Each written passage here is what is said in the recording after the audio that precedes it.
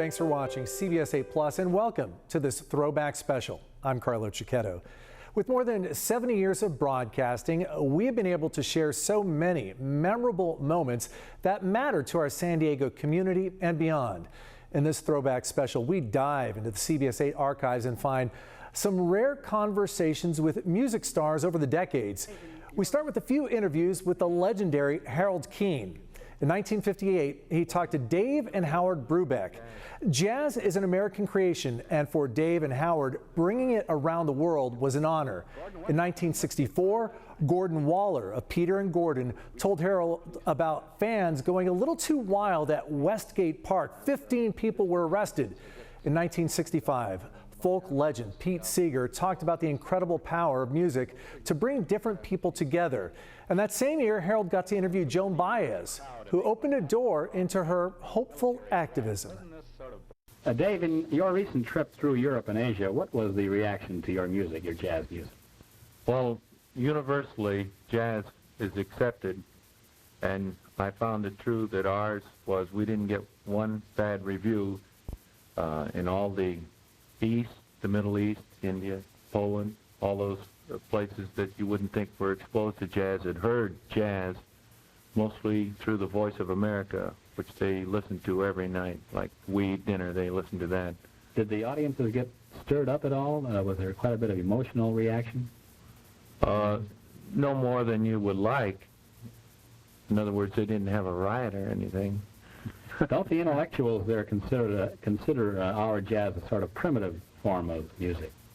No, the intellectuals in Europe have always considered jazz our only contribution to world culture. It's the other way around. The intellectuals here considered it a primitive form, and they're just getting around to realize that it is our native contribution. Would you say then that jazz has matured in this country? No, I would say that the public is just starting to mature as far as jazz is concerned. As far as their understanding is concerned. Well, would you say also, Dave, that jazz has established itself as a truly Native American musical idiom? Definitely. Is it the mainspring from which such perhaps temporary phenomena as rock and roll spring? Unfortunately, I would say that all of the commercial music, not all, but big percentage of it that you hear on the radio and on TV all day long in this country has sprung from jazz and is being presented to the public in a watered-down form that has very little sincerity to go with it. For instance, something like Night Train in its present form was written years ago by Duke Ellington in a series composition. Gordon, what happened in Westgate Park last night? Just about everything, I think. We didn't have enough policemen there to hold out, hold back the people. And this has happened to us a lot of times, the promoters and whoever it is who's running it, they, they say, oh, we'll get piles of policemen and it'll be all fine. And then we get there and we find sort of half a dozen policemen, and sometimes they just get knocked straight over. And you see the crowd, and then you see the policemen coming up through the back of them, and we, always stop the show, and then someone goes out and says, now you kids get back, and they'll finish the show. And this has happened 100 times to us, all over the place. In England, we usually have about 30 or 40 policemen everywhere, Isn't this good publicity for you, though? It's good publicity in a way, for publicity, but when people come to see a show, I think it's unfair that, they should have it ruined. And it's unfair on us as well that we should, not be able to do an act.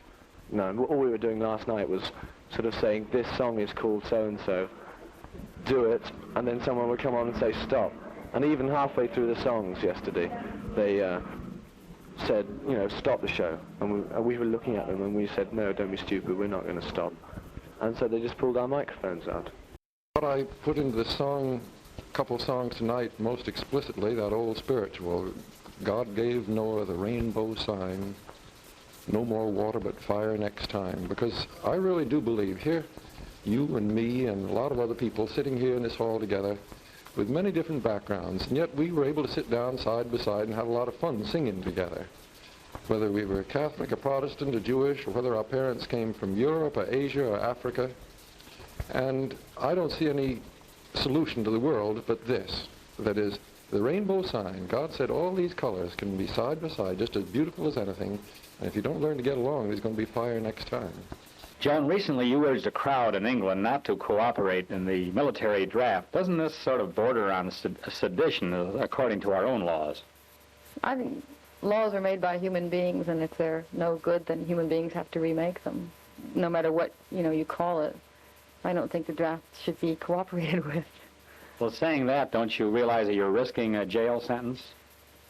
Yeah, but I mean, if you really care about something, you have to risk a lot of things. Well, how would you hope to solve this dilemma? The Vietnam dilemma, or Well, the general dilemma of our Cold War. Well, I think that if you believe that man can change, then there's hope. If a lot of people sort of, you can't change human nature, and there've always been wars, so there'll always be wars, and so forth. And if you think that, then I really think you might as well just give up and drop dead, because we will blow ourselves up. But I think that there's a faintest chance of people cooperating with each other if you can put aside things like hating this country or hating that country or hating this person. Only if there is a real brotherhood of all people, in the whole world, I think, is there any possibility of us surviving. Harold was one of a kind. The Beach Boys were everything Southern California, so making stops in San Diego was a natural fit. In 1976, Dennis Wilson reflected on the band's first 15 years, which to the Beach Boys drummer seemed like a lifetime.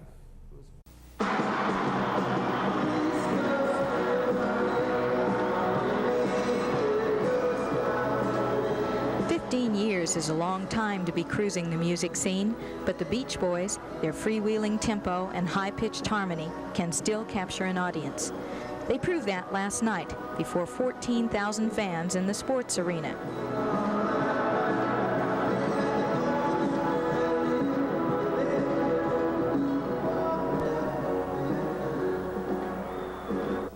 The spirit of the Beach Boys revolves around their chief songwriter, Brian Wilson. It was his talent and fascination with waves, surfers, and endless summers that developed the band's direction. But due to performing pressures, Brian dropped out of the spotlight in 1965. Not until now has he reappeared on stage as the band's leader. The albums have more of a concept, overall concept now, that if you had 5 individuals writing 5 different tunes. We don't sing about the end or war. We sing about having good vibrations or having fun.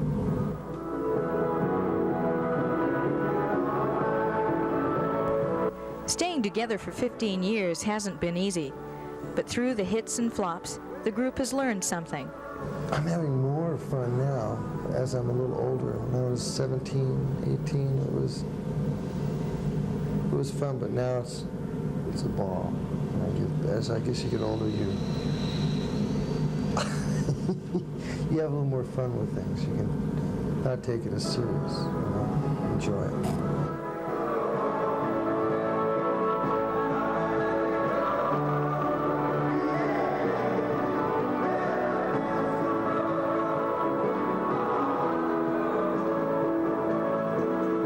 From the sports arena, Janine Tartaglia reporting for TV8 News.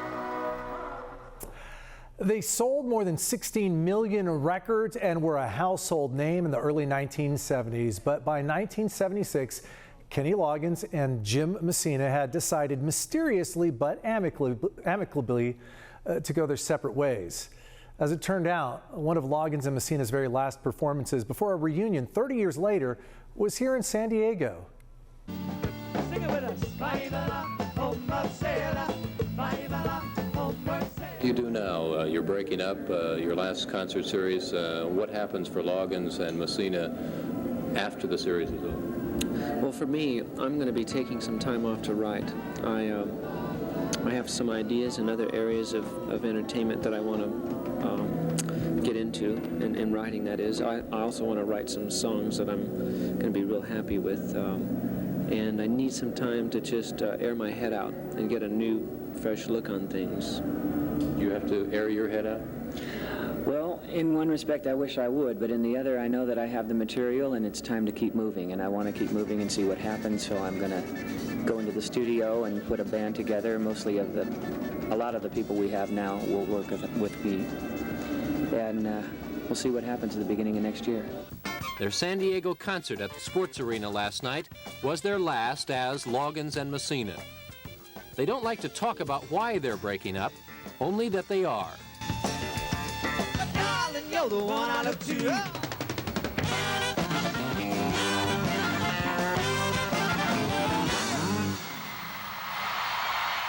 Thank you for 5 great years. We'll see you all again someday.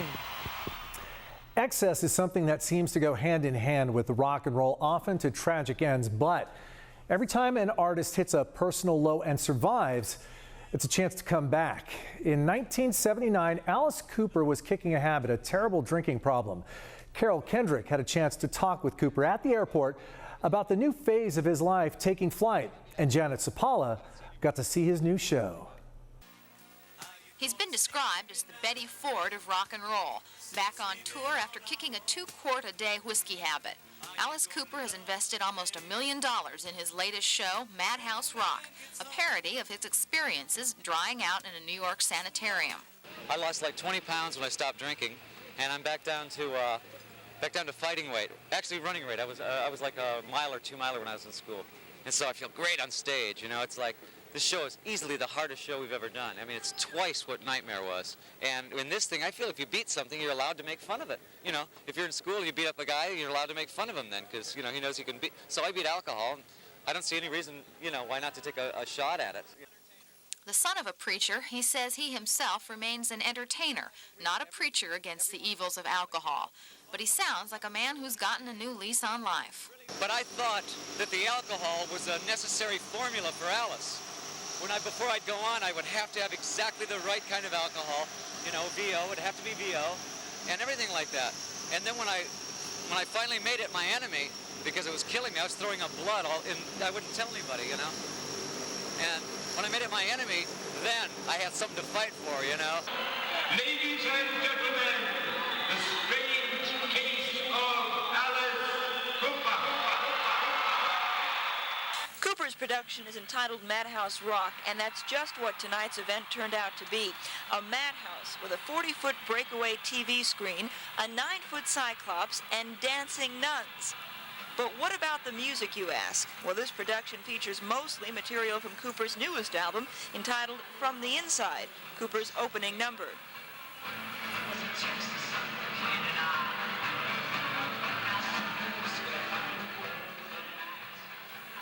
Cooper and his group arrived earlier today at Lindbergh Field, and later the rock star talked with reporters about his new life after a bout with alcoholism. I lost like 20 pounds when I stopped drinking, and I'm back down to fighting weight. Actually, running weight. I was like a mile or 2 miler when I was in school, and so I feel great on stage. You know, it's like this show is easily the hardest show we've ever done. I mean, it's twice what Nightmare was, and Nightmare was hard. Janet Zapala, News 8.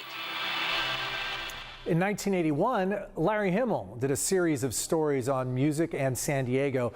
One of them featured a big concert at Jack Murphy's Stadium with Jimmy Buffett as the opening act. The headliner was a sister act from Seattle, and Larry got a chance to talk to singer Ann Wilson, who showed that to make it in rock and roll, you need heart. You also need determination and the ability to keep your head straight with a lot of dangers and distractions around. At least that's what San Diego's Stephen Bishop had to say about the business.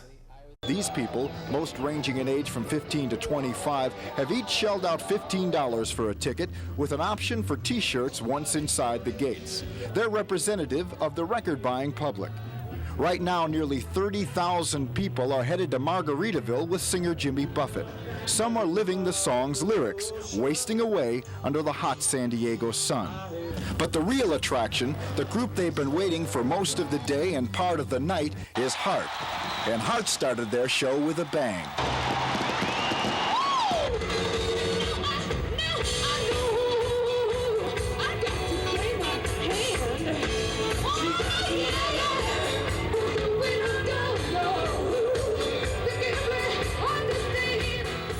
Before the show started, we had a chance to talk with lead singer Ann Wilson. We asked her what it felt like to step before a crowd of 30,000 and why she decided to turn her interest in music into a career. I just couldn't think of doing anything else. I've never had a straight job, and I don't think I could probably even do that, you know, like I was not the kind of person that could. And I just did the thing that I loved, and then pretty soon I realized I could make money at it. But it took several years of hard work and drive to get Hart to the pinnacle of success that they're now at. Wilson admits a lot of luck was involved as well. The best advice she can give to groups who are trying to make it is to honestly assess their talent. If you think your band has a chance, Wilson advised, then don't give up hope.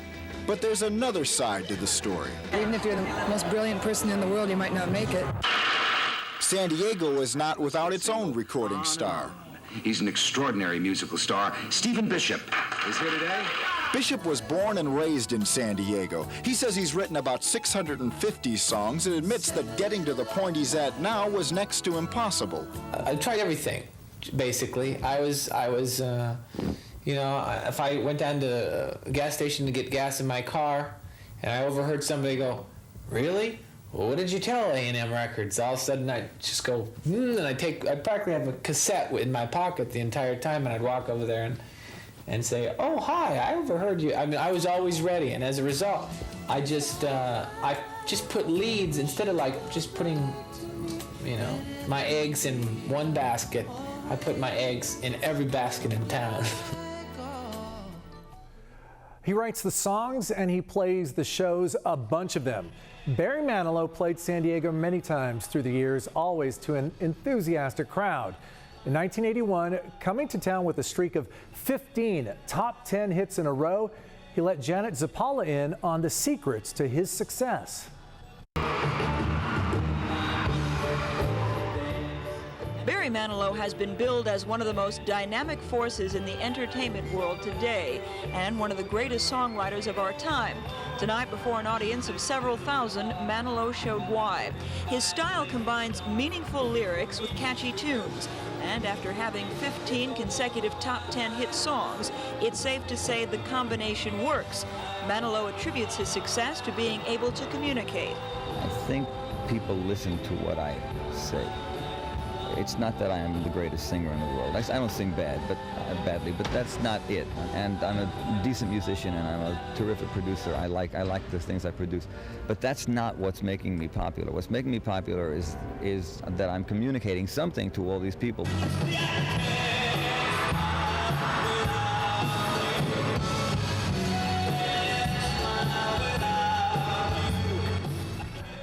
When you think about country music, the first city you might think of is Nashville. But California was the cradle for the Bakersfield sound. Merle Haggard embodied that sound. Lauren Nankara was a big fan, so he got to tell the story about Haggard on his visit to San Diego in 1985. I could be holding you tonight. We could do wrong, start doing right. You don't care about what I think. I think I'd just stay here and drink. Merle Haggard is not the kind of performer who started his career on the road in a group like Up With People. He started on the run most of the time, playing guitar and singing songs in between stints in jail. If you look at the statistics, most people who start out like Merle Haggard don't end up nearly as well. His dad died at an early age and left his mom to raise an increasingly troublesome son. Dear old daddy, rest his soul, left my mom a heavy load. She tried so very hard to fill his shoes, working hours without rest, wanted me to have the best. She tried to raise me right, but I refused. And I turned 21 in prison, doing life without parole. No one could steer me right, but Mama tried, Mama tried, Mama tried. Despite all the trying on Merle Haggard's mother's part, he had a hard life. His juvenile record shows numerous stays in reform school and just about as many escapes. And when he grew up, he graduated to San Quentin, 2.5 years there. Even on the outside, though, after parole and after success, Merle Haggard suffered. He had a succession of bad marriages and the normal doubts everyone faces. Yeah, I think there's been more of a positive attitude in my songs lately. I went through the menopause, male menopause, change of life, or whatever it is. I didn't take it lightly. But everything's fine now. Merle Haggard's talent has pulled him through. He's had 51 #1 songs, and with 48 years under his belt, he still plays 200 shows a year.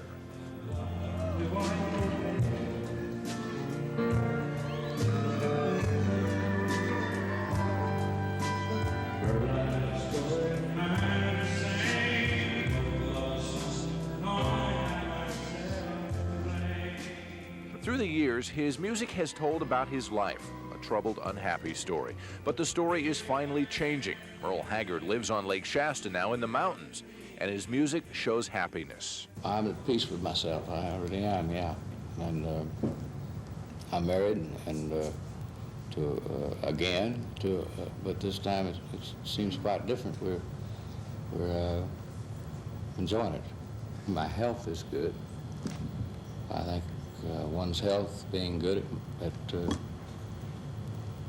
at my age, which I won't talk about, is about as much as anyone can ask. I've been through the mill, you know. I've been down the highway. I've got lots of miles on my hind end, you know. Many of those miles have been off the road, on the rails. Trains have always been a big part of Merle Haggard's life. When he was just a little boy, his dad worked for the Santa Fe Railroad. When his dad died, Merle Haggard spent a lot of time traveling all over the country on a train. Not like most people, he traveled in boxcars. And now that he's getting on in years, he's going to buy a train to help the farmers. Merle Haggard is a wanderer, always has been, probably always will be.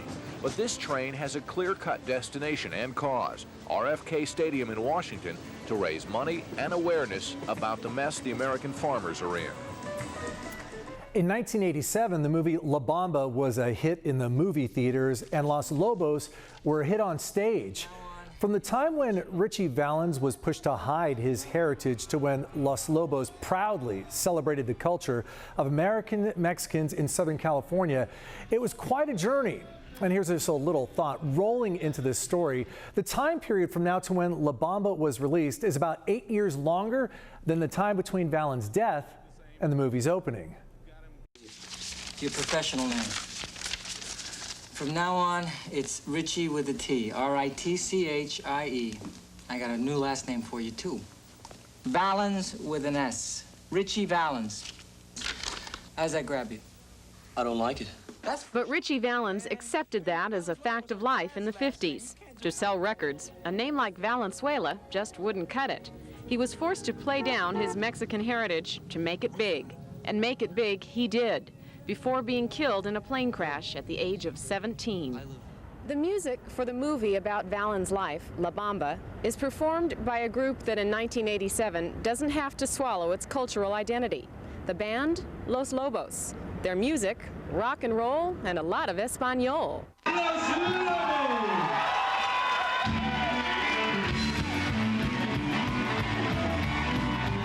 Los Lobos have been together for 13 years. They've gone from a popular East LA band to win critical acclaim nationally. But it took the remake of Valens' biggest hit, La Bamba, to bring them their first top 40 single.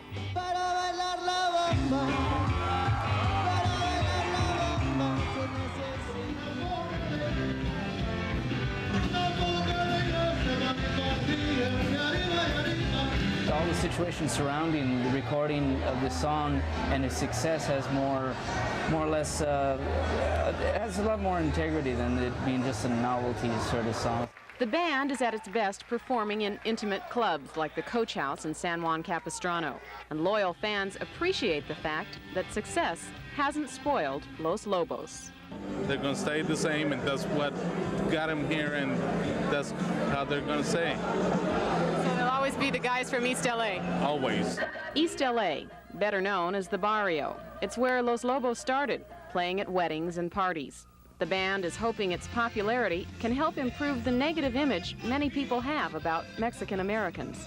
Switchblades and bandanas and killing each other sort of thing, and to be out there and kind of redefining those things and letting people know that we're just regular people and we feel the same as everybody else, and we're showing a little bit of concern for one another. I think it's that's a nice thing aside from just a musical part. Los Lobos are true to their musical roots south of the border, and their Mexican songs get at least as much audience reaction as the rock numbers. What makes the band different from so many other Chicano groups is its crossover appeal. They do good Mexican music, they do rock and roll, they do blues, they're just a fun group too. There's no denying Los Lobos have a good time, but unlike most rock musicians, you're looking at a band where 4 of the 5 members are married with children. It helps keep the bright lights in focus. Family seems to keep everything in perspective, that sort of thing. So it's something that it just comes natural to us, and if it comes across positive to people, well, that's great too. It was important to Los Lobos that they get to know the Valenzuela family when doing Richie Valens' music. And La Bamba isn't the first Valens song the group has recorded.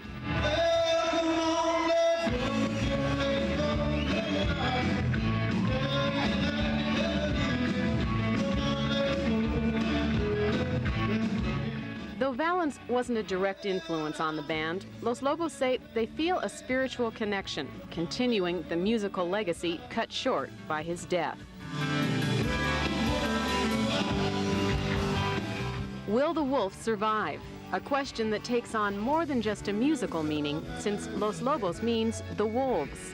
This is one wolf pack with its survival instinct intact. Jody Hammond, News 8, San Juan Capistrano. By 1991, the Jimmy Buffett Roadshow had become a force of nature.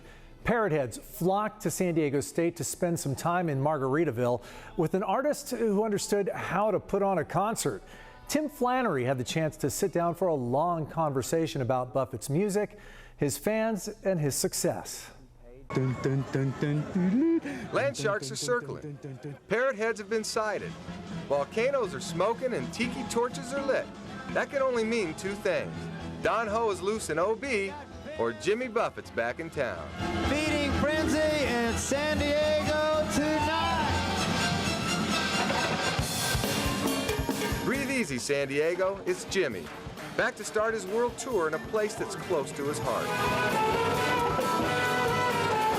Yeah, it's a real easy place. Besides having years of hanging out here and knowing where to go, knowing where to eat, knowing the good bars, and knowing the beaches and being able to run around like I want to, everything's very convenient here.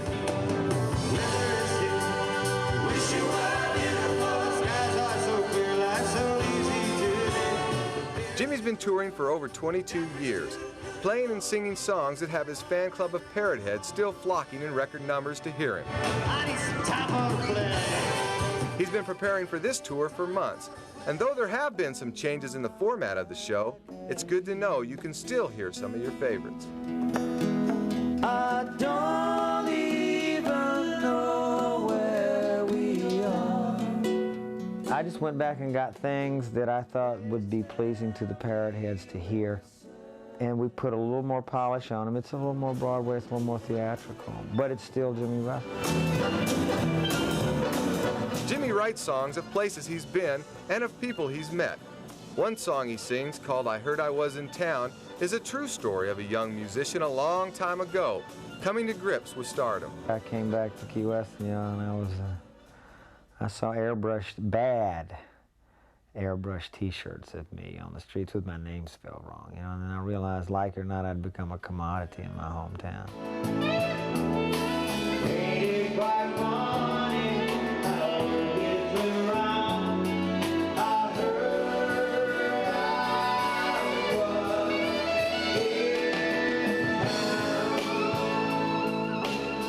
Jimmy Buffett is in town, and Friday night plays to a sellout at Aztec Bowl.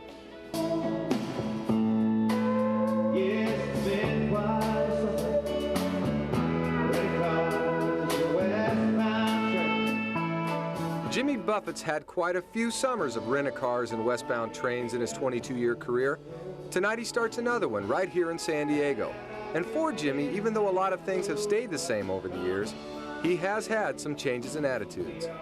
I went through the phase when I wrote the songs that now, with all the personal experience, I was doing a lot of the things. I mean, I rocked and I had a roaring time for a good many years, and I don't apologize for it and I don't regret it, but I don't do it anymore.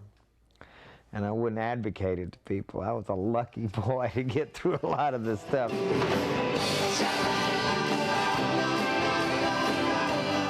Jimmy still rocks now.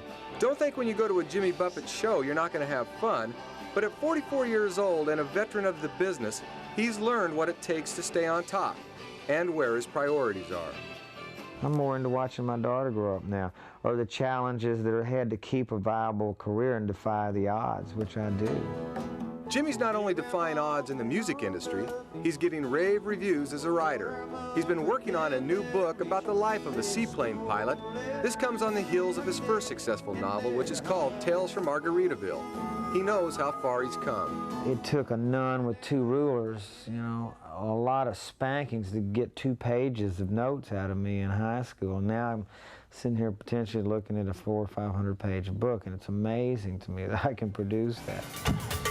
Looking back at my hard luck days, I really do have to laugh.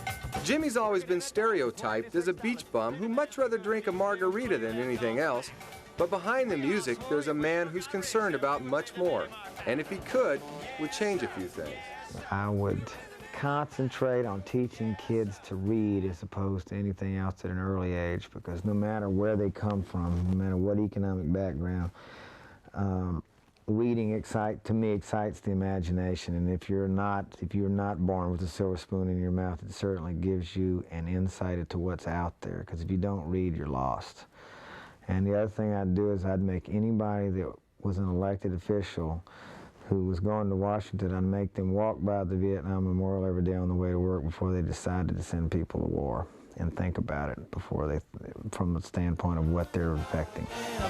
Jimmy's been affected by all he's seen and learned through the years, and you can tell he's got a lot more on his mind these days than just getting a cheeseburger in paradise. Tim Flannery, News 8, Symphony Hall. Buffett passed away in September of 2023, but we'll always be able to visit Margaritaville. Thank you so much for watching this Throwback Special. To see more throwbacks like this one on CBS 8+, click on the News tab at the top of the screen. I'm Carlo Cicchetto. We'll see you next time.